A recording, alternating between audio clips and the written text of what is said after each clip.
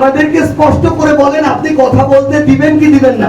আমাদের কথার টোনটা এরকমই থাকবে। আপনিও আপনার ভাষা দিয়ে প্রতিবাদ করেন। কেউ যদি অপ্রাসঙ্গিক কিছু বলে, অযৌক্তিক কিছু বলে, তাহলে জনগণ তাকে আস্তে আস্তে বর্জন করবে। কিন্তু আপনি এখন সরকার, আপনার কাছে পুলিশ প্রশাসন আছে দেখে, আপনার কাছে ক্ষমতা আছে দেখে আপনি ছাত্র দলকে পেটুয়া বাহিনী হিসেবে ব্যবহার করে সন্ত্রাসী হামলা করবেন, এটা তো একটা সভ্য দেশ হইতে পারে না। এটা হচ্ছে পুরাতন স্বৈরাচারী চরিত্র। এবং বিগত 2 দিনে বিএনপি সরকারের নীতি নির্ধারণী জায়গা থেকে আমরা একটা পর্যন্ত কোন স্টেটমেন্ট দেখি নাই। এই নীরবতা এটাই প্রমাণ করে এখানে বিএনপির প্রত্যক্ষ এবং পরোক্ষ মদত ছিল। জীবন অবাক না করলে কে করবে? 28% মিল্ক ফ্যাটের অবাক করার সাথে ফ্রেশ মিল্ক পাউডার। জীবন অবাক করুক প্রতিদিন। বিএনপি চাচ্ছিল নাসিরউদ্দিন পাটোয়ারিরা কথা বলা বন্ধ করে দিক। তাহলে জনাব তারেক রহমান, আপনি আমাদেরকে স্পষ্ট করে বলেন আপনি কথা বলতে দিবেন কি দিবেন না। যদি না দেন তাহলে আমরা আমাদের পলিসি নিব, আর যদি দেন তাহলে পিছন থেকে ছুরি মারার পুরাতন এই স্বভাবটা আপনার বন্ধ করতে হবে। এই পুরাতন স্বভাব বা কালচারটা আওয়ামী লীগের। আমরা মনে করি আপনারাও এটা শিকার ছিলেন, কিন্তু এখন এসব ভুলে গিয়ে যদি আপনারা একই কাজ করতে চান, আমরা ইনশাআল্লাহ এগুলোকে প্রতিহত করব। আমাদের সামনে 7টা শহীদ পরিবার আছে। আমরা কেন এগুলো বলছি?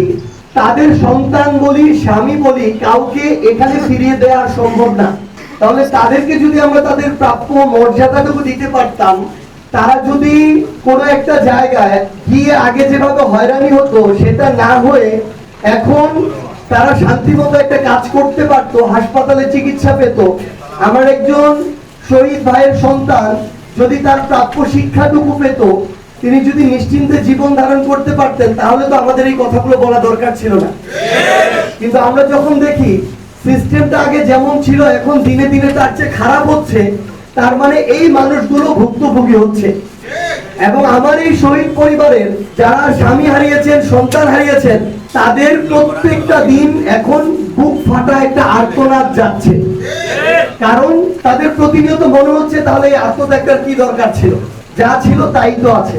তাহলে এই আফসোসের জীবন, এটা তো আমরা কোনোদিন প্রত্যাশা করি নাই। তো আমরা বেগম খালেদা জিয়ার কথাটাকে অনুসরণ করে তারেক রহমানের উদ্দেশ্যে একটা কথা বলতে চাই।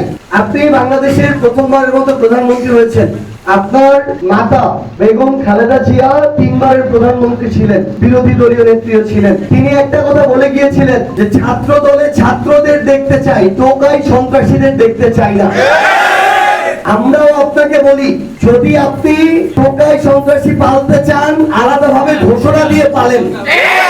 কিন্তু ছাত্র দলের মধ্যে যদি দিয়ে পালতে চান, ছাত্র দলেরও ভবিষ্যৎ খারাপ হবে, বিএনপিরও ভবিষ্যৎ খারাপ হবে। এবং এটা যদি হয়, আপনারও বাংলাদেশের রাজনৈতিক অস্তিত্ব খুব একটা আর ভালো হবে না। আমরা চাই যে রাজনৈতিক কালচারটা স্বাভাবিক হোক, এবং আমরা এটাও বলি আমাদের কথার টোনটা এরকমই থাকবে। কারণ এই টোনটা কাউকে তোষামত করে বলার জন্য জন্ম নেয় নাই। এটা একটা বিপ্লব থেকে জন্ম নেয়া তরুণ প্রজন্মের কণ্ঠ,